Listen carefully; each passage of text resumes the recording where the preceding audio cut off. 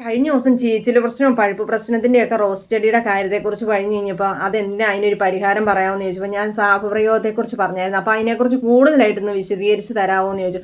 ഇതുപോലെ ചെടിക്ക് പഴുപ്പ് പ്രശ്നമോ ഇല്ലെങ്കിൽ ചീച്ചിലുകേടൊക്കെ വന്നു കഴിഞ്ഞിട്ടുണ്ടെങ്കിൽ സാഫ് പ്രയോഗിക്കേണ്ട രീതി എങ്ങനെയാണെന്ന് വെച്ചാൽ ഒരു 1/4 ടീസ്പൂൺ സാഫ് പൊടി എടുക്കുക.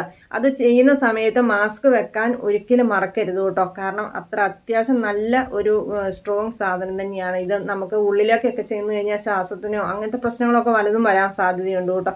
അതുകൊണ്ട് തന്നെയാണ് അതുപോലെ നല്ല കെയർ ആയിട്ട് തന്നെ ചെയ്യണമെന്ന് പറയുന്നത്.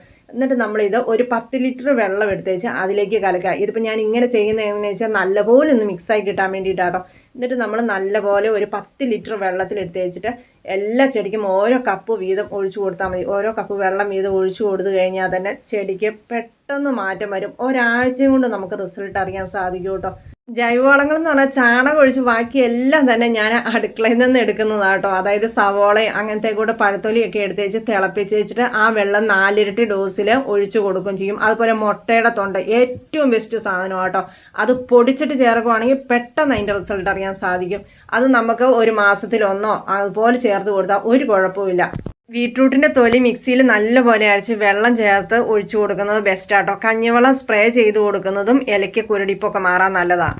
പൊടിമട്ട് റോസിന് നിറം കിട്ടാൻ നല്ലതാണ്.